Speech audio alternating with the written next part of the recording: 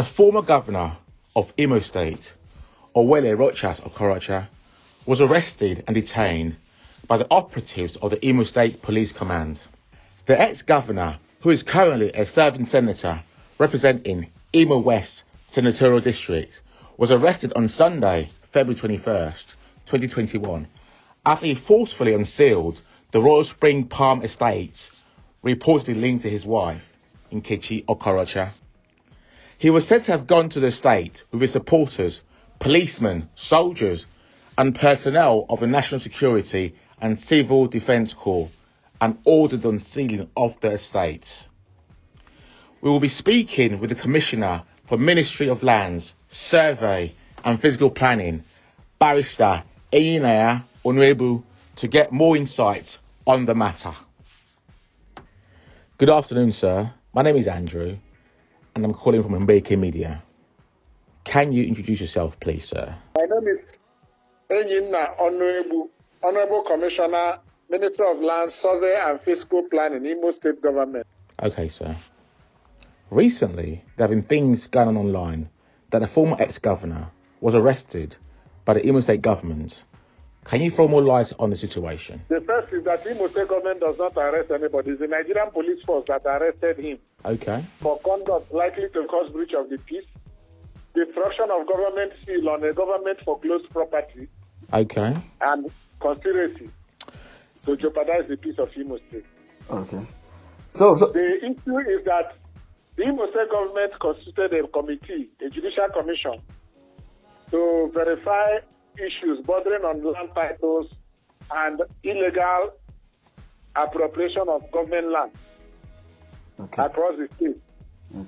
This commission of inquiry submitted a report which led to the government passing a gazette. The property in issue at Akachile Road is called, they call it Royal Palm Estate and Hotel. But that property is built on a green verge and open space. You know there's a stream there called Otamiri Stream. Otamiri Stream has a verge. Because of the Imo Waterworks. That is where the listing of Imo Waterworks is. So this land was left fallow so that debris and users will not go into the waterworks project. But under Okorocha, they went and built there. Suspectedly, his wife and family members owned the property.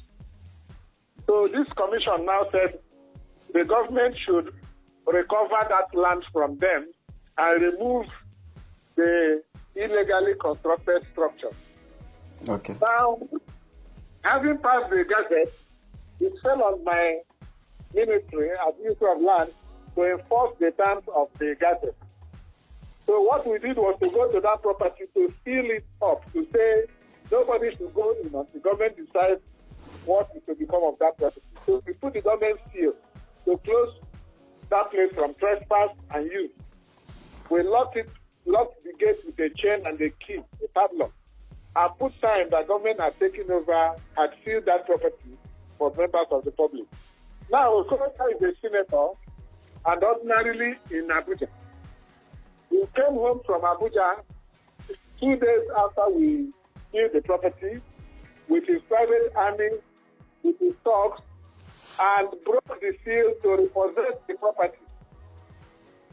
So when he did that, we reported to the security agencies, and the security agencies intervened and restored normalcy and arrested him and his gang of dogs. So if he is a law-abiding citizen and having seen that the government sealed that property, one would expect that as a lawmaker, he will resort to lawful means, that is going to court as the case may be, not resorting to self-help. So that's what happened, that's what played out yesterday. This sealing had been done 1 week ago, the last of which was on Friday. We did it the first time, they removed it. We did it the second time, they removed it, and now moved into the property again. And then the government. So jeopardizing the peace of the state. So the ex-governor went on the BBC to say that the Imo State government didn't have any jurisdiction or a court order to seal the premises, but what you only had was a white paper that was not recognised in any court. Gazette. You know what a gazette is? It's a policy of government. Yes. And we are not managing the property. We seal the property to prevent people going in there, making use of it, or doing anything prejudicial to the directive of the white paper. We have not said we are managing the property to realize income. If we are to manage the property to realize income, we will need a forfeiture order. Yes. You will see cases being investigated by EFCC. Once they start on those properties, they will mark it to keep trespassers off the property.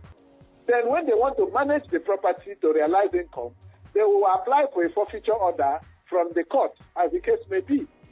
In our own case, we have only gone ahead to say this property is out of bounds, and he came and broke the seal and to repossess the property.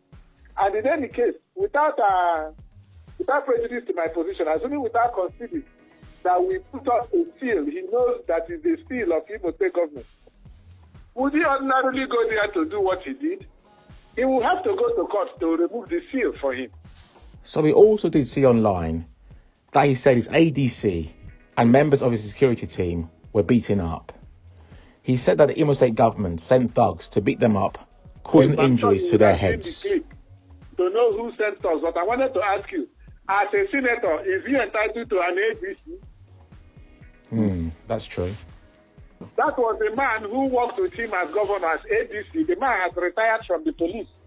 He's one of those charged to court this morning, who has been in charge of arming the private army. He's not entitled to an ADC. He's a senator. He's entitled to a police orderly behind him. Is that man a serving policeman? The answer is no. No. He's not entitled to an ADC. An ADC is for the president and the governor. Is he a governor?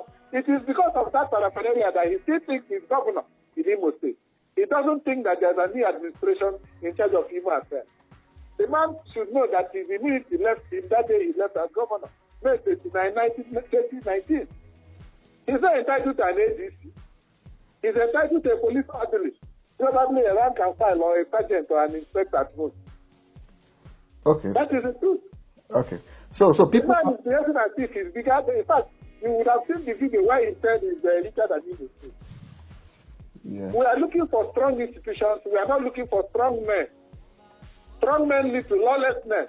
If it had been Okorocha as governor, nobody would have done what he did. How does this now affect the APC? Since the governor is from the APC, and the senator is also of the APC. If he's a party member, he will support the government in the state. But he has done everything possible to sabotage the government in the state. Have you not heard that he said he's closing a new party? So he's out to cause mayhem and leave APC. Is he participating in the registration and revalidation of membership? The answer is no. Has he called any APC meeting since he became senator? The answer is no. So if he's a loyal party man, he will not be sabotaging the government of APC in Imo State. So what do the Imo State people stand to gain from all this? What they stand to gain is that there's law and order in the state. There's peace and security. We are tired of people jeopardizing our security. Those who are ex-governors still thinking that they are governors. There are more than 1,300 cases in my office as Commissioner for Land, caused by Okorocha and no other person, by his lawlessness when he was governor.